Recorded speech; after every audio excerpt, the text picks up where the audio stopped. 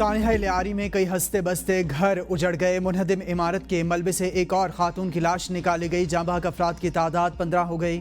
مرنے والوں میں ایک بچہ اور 7 خواتین بھی شامل ہیں۔ اب تک 9 افراد کو زندہ نکال لیا گیا، ایک زخمی کی حالت تشویشناک۔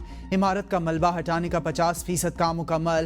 بھاری مشینری اور ریسکیو ٹیمیں امدادی کارروائیوں میں مصروف۔ انتظامیہ کے مطابق مکمل ملبہ ہٹانے کے لیے مزید 12 سے 24 گھنٹوں کا وقت لگ سکتا ہے۔ اطراف کی عمارتوں کو بھی خالی کرا لیا گیا۔ ملبے کے قریب جمع لوگوں کو ہٹانے کے لیے پولیس کا لاٹھی چارج۔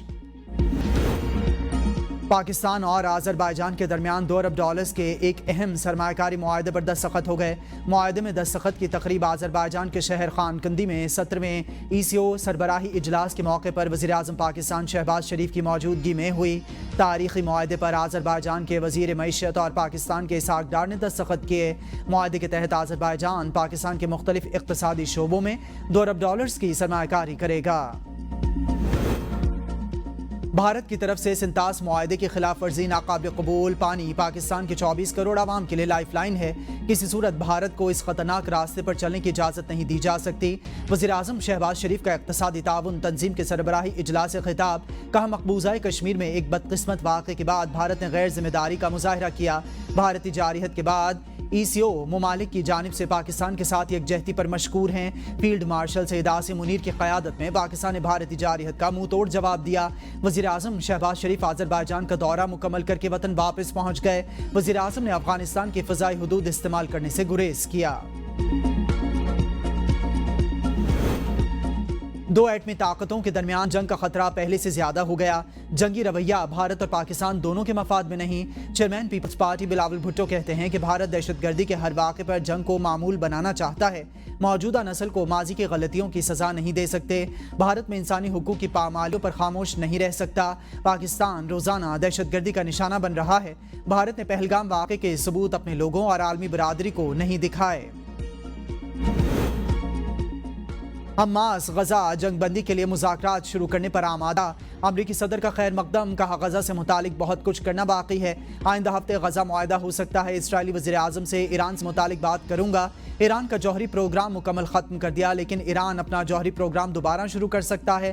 امریکی فورسز کے تمام افسران اور فوجیوں کے سلام پیش کرتا ہوں۔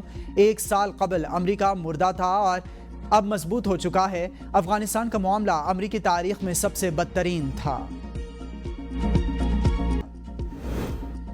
اسلام آباد اور راولپنڈی میں موسلادھار بارش، نشیبی علاقوں میں پانی جمع ہونے کا خدشہ۔ واسا راولپنڈی نے ہائی الرٹ جاری کرتے ہوئے رین ایمرجنسی نافذ کر دی۔ کراچی کے مختلف علاقوں میں بھی ہلکی بارش ہوئی۔ محکمہ موسمیات کے مطابق آج سے 10 جولائی تک پنجاب، خیبر پختونخوا، کشمیر، گلگت بلتستان اور پوٹھوہار ریجن میں موسلادھار بارش کا امکان ہے۔ پنجاب اور بلوچستان کے کچھ حصوں میں ندی نالوں میں سیلابی صورتحال پیدا ہو سکتی ہے۔ نوشیرہ اور پشاور کے نشیبی علاقوں میں اربن فلڈنگ کا خطرہ ہے۔ 6 سے 8 جولائی کے دوران پہاڑی علاقوں میں لینڈ سلائیڈنگ کا خدشہ ہے۔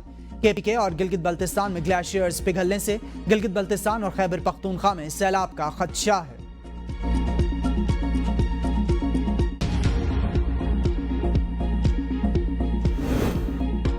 اور ناگا پربت مہم جوئی کے دوران ہلاک ہونے والی غیر ملکی خاتون کو پیما کی لاش نہ مل سکی۔ ایڈیشنل ڈپٹی کمشنر دامر نظام الدین کے مطابق خاتون کی لوکیشن ٹریس کرنے کے لیے جدید ٹیکنالوجی اور ماہرین کی معاونت حاصل کی جا رہی ہے۔